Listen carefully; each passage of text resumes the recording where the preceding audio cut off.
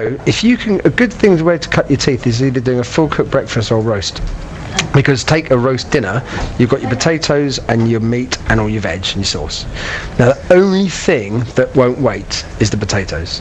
So you can roast the meat and let it sit, you let it rest for half an hour to an hour afterwards, you'll still keep its heat and it'll be more juicy. The veg you can pre-cook and just warm them up, but roast potatoes, when they're ready, they got to go. If you reheat them, they go chewy. So you get everything else done.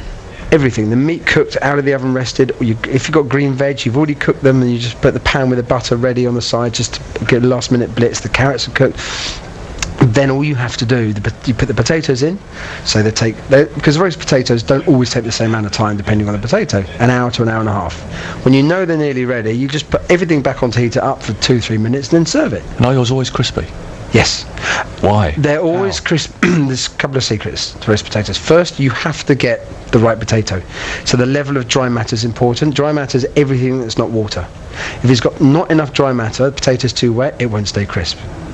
So that's relying on the supermarkets to make sure that they're actually picking the right potatoes for you.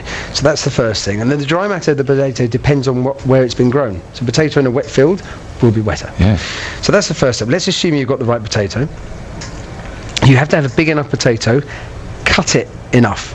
People that cook roast potatoes, keeping them round, you're never going to get crispy edges because you need the corners. So cut them so they've got enough corners on them. Make them smaller.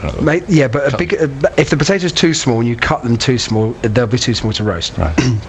Then this is one other key step. Cook them in water.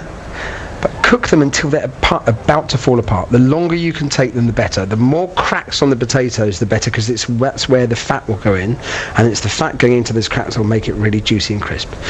Then drain them, but be really careful. Put your roasting pan in the oven, 180. Oil.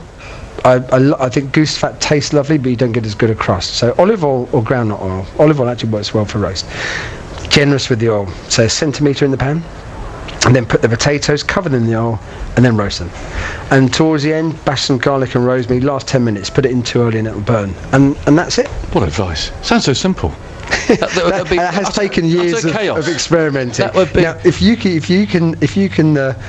have to use 10 pans doing that, then that would be a special talent. Oh, it's brilliant. I'd love to. But can you eat your own food? I don't have a silly question, but a lot of people, like my wife, make a nice meal and then somehow sort of put off eating it a bit because she's been sweating over it. I think always when you cook, you're less interested to eat the food. I think one of the reasons also is if you should taste. We're not all the way through the cooking process. You should be, whenever possible, you should be tasting the ingredients. Tasting through, because you don't know if it needs more salt or needs a bit of acidity or it's ready or it's not. Keep tasting. So actually, by the time it's ready, you could have tasted an awful lot of your own food. So you're kind of semi-full anyway. Yeah.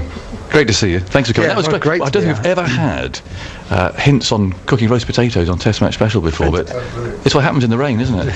Malcolm's taking notes. Have you been taking notes? Yeah. He's got notes. Well, I have to say, it's such a treat to be on here. It's well, come and see us properly sometime when proper Saturday lunchtime, and come and see us. It's been a sort of a bonus visit today. Thank you. Yeah, I'd love to. Thanks for coming. Loved it.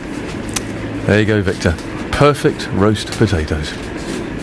They sounded good, didn't they? I didn't think you were allowed to eat them. I thought they were not too good for the waistline, those potatoes. I don't know. Hestinthall, lovely, anyway. He dropped in to see us at Lord's. Good character, good cricketer too, and very nice of him to come in.